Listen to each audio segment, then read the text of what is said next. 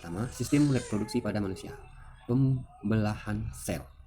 Pada subbabnya, kemudian ada struktur dan fungsi sistem reproduksi pada manusia, dan selanjutnya ada penyakit pada sistem reproduksi dan pencegahannya. Oke, di buku juga ada, bisa dilihat dari sini.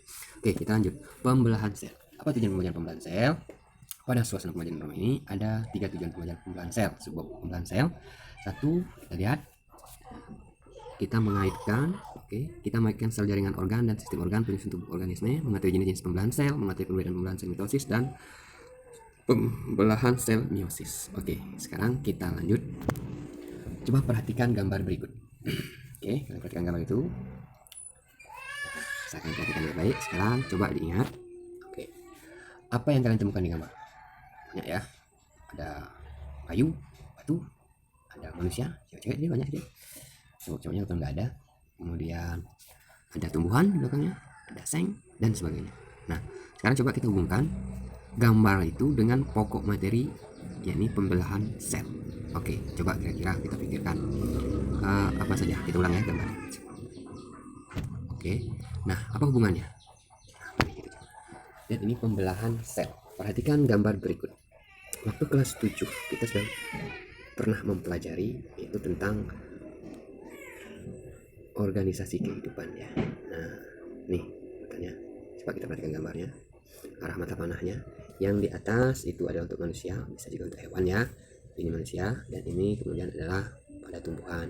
Nah, kita lihat arah mata panahnya, keterangan di bawahnya. Oke, nah sekarang mari kita lanjutkan. Coba berdasarkan gambar tadi, coba kita buat urutkan tingkatan organisasi makhluk hidup dari yang sederhana ke yang kompleks. Tentunya dengan tabel ini. Oke, sudah saya buat duluan. Untuk manusia, yang kecil tadi, untuk tumbuhan tadi di bawah. Nah, bagaimana urutannya? Lihat, ini sudah saya kasih clue sedikit. Nah, boleh dibuat catatan, boleh dicek lagi. Nah, urutannya tentu nomor 1 apa? Ingat di sini, dari yang sederhana menuju yang kompleks. Nah, oke, kita mulai. Pertanyaannya, mengapa sel mengalami pembelahan? Apa yang maksud pembelahan sel? Oke, nah kita kembali ke gambar. Lihat, sel itu mulai dari organel sel. Oke, organel sel. Kemudian organel sel di dalam sel itu sendiri. Kemudian kumpulan akan menjadi sel. Kumpulan sel yang sejenis akan menjadi jaringan menjadi organ, sistem organ menjadi organisme. Begitu juga dengan tumbuhan.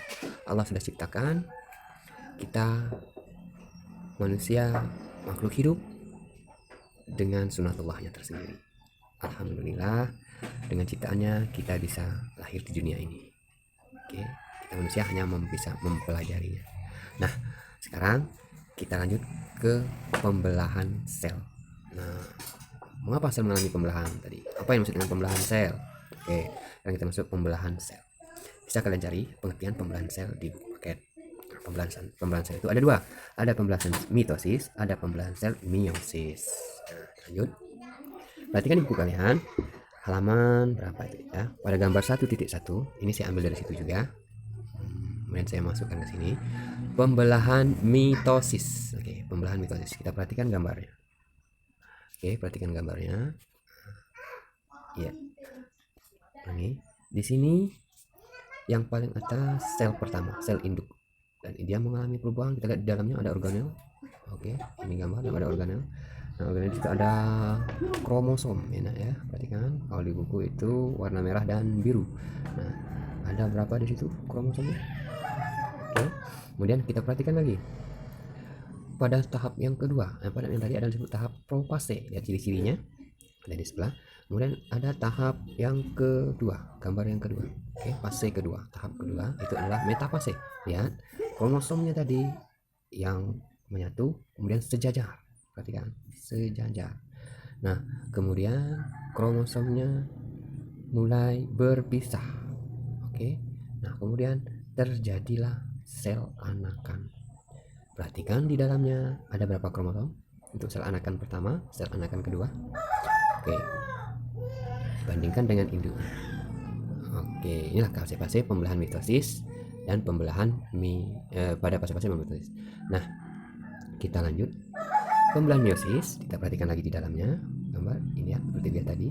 Ini adalah induk, anak-anaknya juga ya.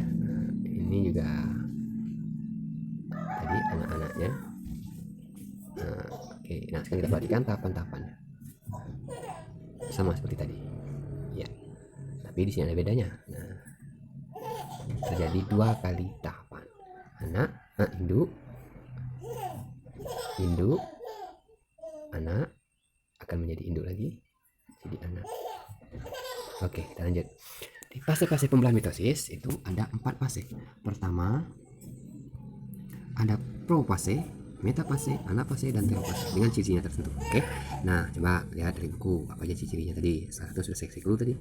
Induknya bagaimana, isi dalamnya kromosomnya. Oke, susunan kromosomnya, baik pada induk maupun anakannya nanti. Oke, sekarang profase, metafase, anafase, dan telofase. Biar mudah mengingatnya, kita ambil awalannya saja. Oke, pemat, profase, metafase, anafase, dan telofase. Oke.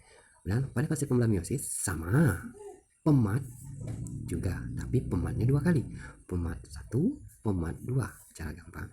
Pemat 1, profase 1, metafase 1, anafase 1, telofase 1, profase 2, metafase 2, anafase 2, telofase 2. Oke.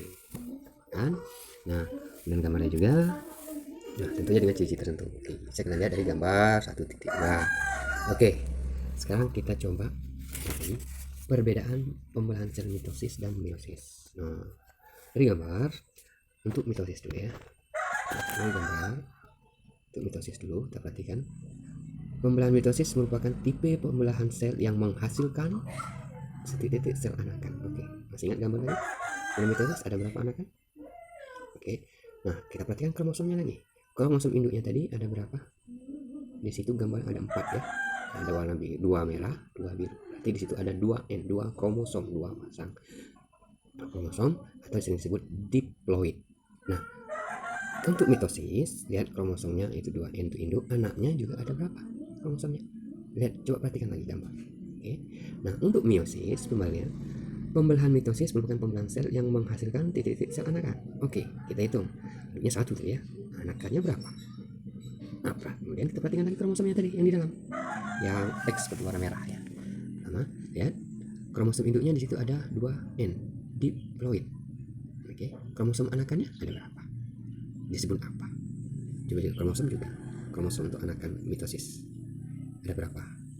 Anakannya, indukannya berapa? Oke, nah itulah perbedaannya. Nah, kemudian tahapannya juga ya. Nah, sekarang kita lanjutkan pada materi selanjutnya nanti, yaitu pada masih bab yang sama, bab 1 untuk sistem reproduksi pada manusia. Oke, boleh dicari di Google, boleh baca-baca buku, bagaimana. Nah, lebih kurang untuk di sini saya ingin kalian membuat komentar, oke, atau catatan pemahaman proses pembelajaran materi ini. Apa yang kurang, tentu pasti banyak yang kurang ya. Jangan untuk terlalu banyak. Kalau bisa saya akan lakukan. Saya akan juga belajar bagaimana saya membuat video yang baik. Coba belajar lagi. Kalau komputer juga saya sepertinya sudah ketinggalan. Dan saya harus belajar lagi. Kemudian ada lagi, coba lagi kalian tulis komentarnya, mungkin catatan kendala yang ditemui dalam proses belajar ini. Ya, kalau saya tadi, ya misalnya kalau saya tentunya saya masalah pembuatan video, belum ahli dan pembuatan video, teman-teman saya harus belajar dulu. Oke. Nah, sekarang saya rasa sudah selesai pertemuan kita hari ini. Seperti biasa, kita akhiri dengan ucapan alhamdulillah. Sampai jumpa di video selanjutnya. Assalamualaikum warahmatullahi wabarakatuh.